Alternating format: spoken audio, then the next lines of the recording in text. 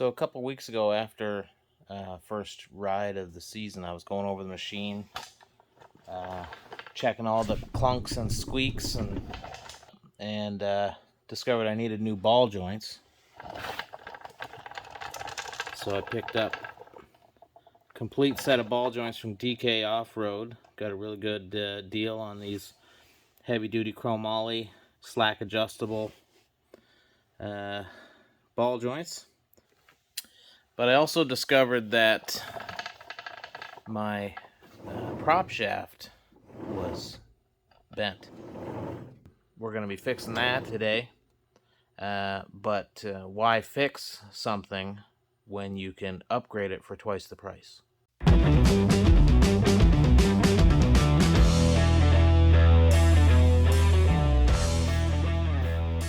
We have got Super ATV Rhino CV joint prop shaft. Fully sealed CV joints instead of U joints. Now this only works with the Super ATV carrier bearing, but I already have that. And I also have a new bearing rebuild kit, as well as something I didn't do when I got the carrier was put in a remote grease line.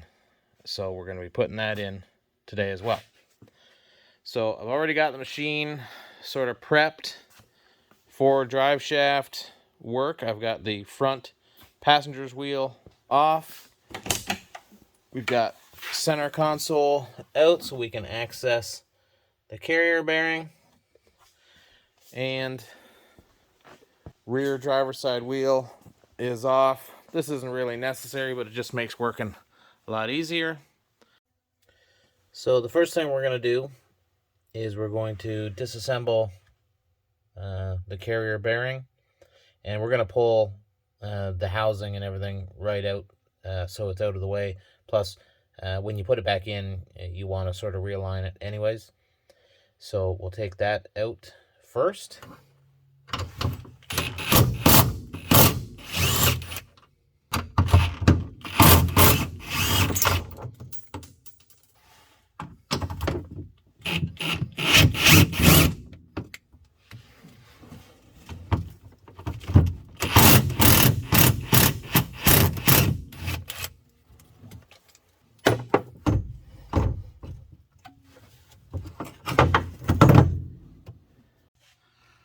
Okay, so now the part that's usually the most pain in the butt on working on the prop shafts is getting that roll pin out of the front. But luckily I have access to an air hammer, so this is a good way to get it started. Usually. There we go. So now that it's just started a little bit with the air hammer, I can get the punch in there, and it's not going to fly all over the place while I hit it with the hammer.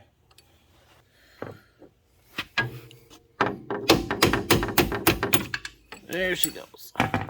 Now we should be able to put a pry bar in and push this back off of that spline.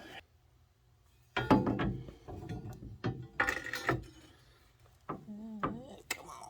on. She's actually gonna come off.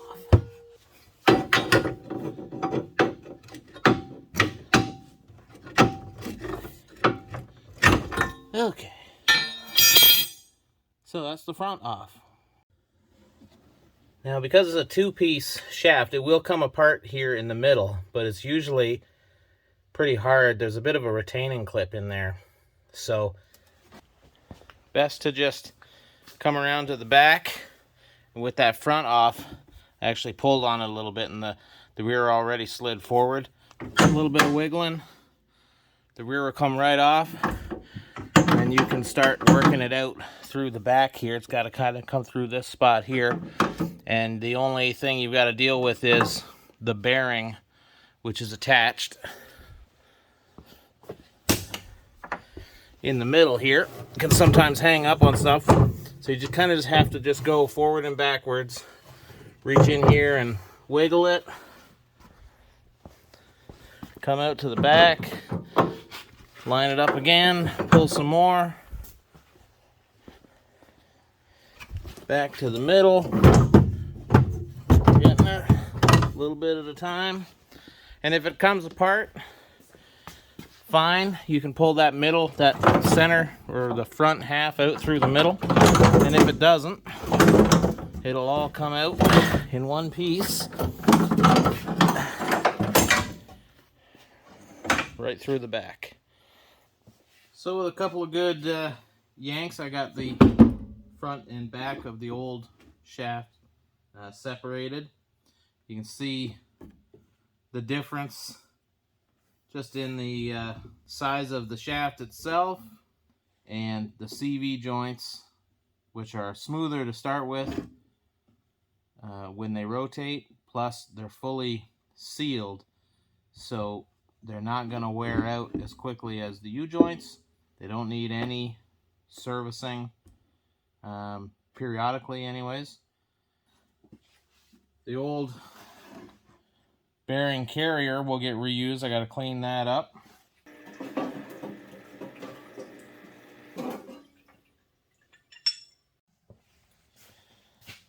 So now that I've got everything cleaned up, I'm ready to start reassembling. Something to consider. In my case, I already had the Super ATV carrier bearing installed on my machine. So this is the way it's installed when you're using a regular U-joint shaft, but when you're using the CV joint shaft, you need to turn that around. Take this carrier all the way out of your machine if you already have it installed, because it needs to be reversed from where you had it before. So I'm going to go ahead and put my bearing, and that's a new bearing, on my new shaft, following the recommendation to use the green bearing retainer compound on the mating surface here. And then we can start sliding everything back into the machine. I've got the old greaser off of here, and I'm going to leave that off until it's all in the machine, and then I'll put the remote line on.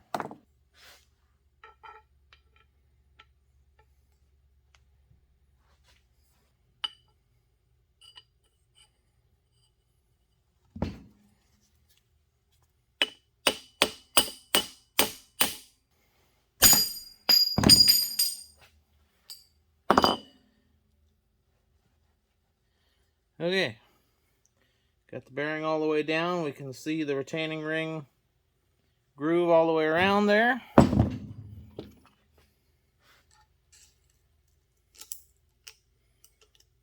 So now that the new bearing is on the new shaft, we're ready for parts to start going back into the machine.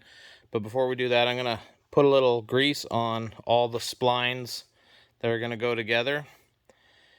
Just a little thin pre-grease to keep them from seizing up. And then we'll slide the front prop shaft in, slide the rear prop shaft in. I like to put those in before putting the bottom piece of the carrier in, just because this just gets in the way. It's one more thing to catch on while you're having to shimmy back and forth.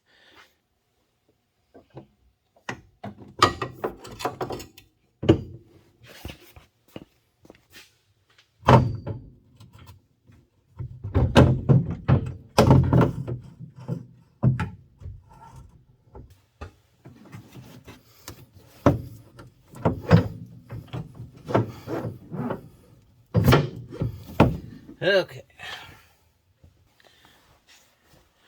And when you put your front spline in, obviously, you want to make sure it's lined up with your roll pin hole.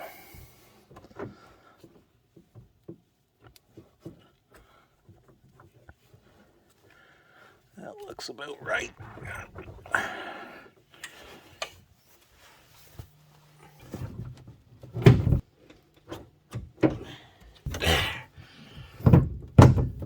It's a little bit of back and forth, front to back, to get her figured out, but she's in.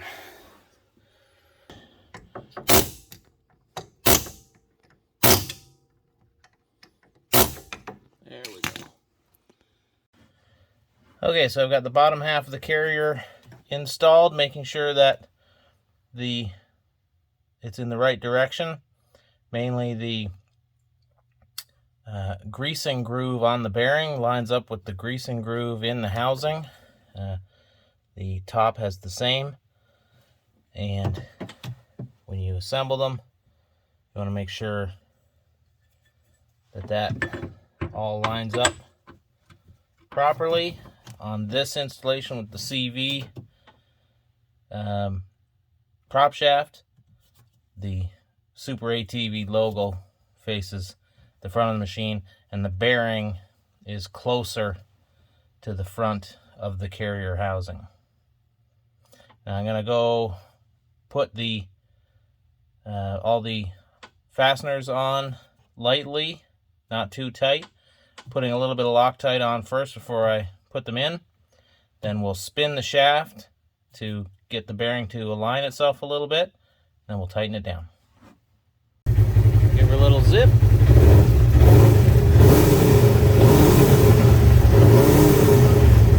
I'd say that's good. Shut her off. And we'll tighten everything down.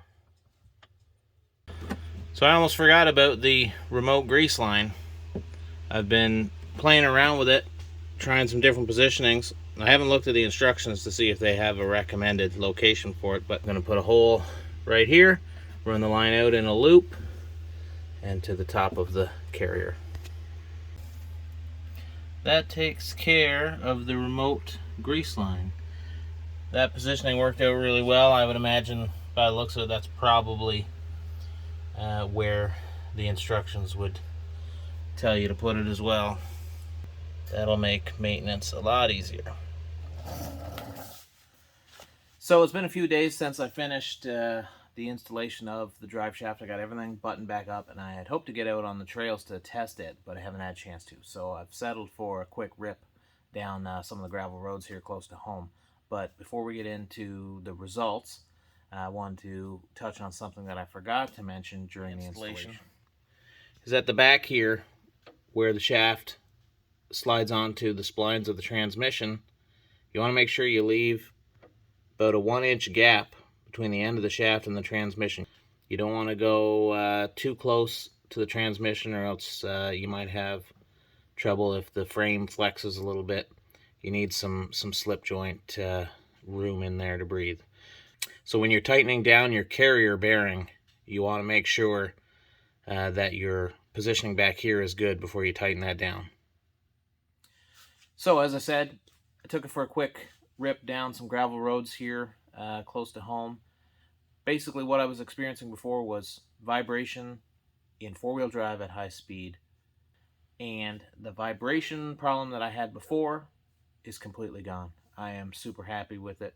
Hopefully we'll get out on the trails soon to give it a really good test, but I don't foresee any issues. I think this drive shaft will last me for a long time, especially considering the CV joints being all sealed, keeping the mud and water out. Hope you enjoyed the video. If you did, please consider subscribing, hit the like button, and thanks for watching.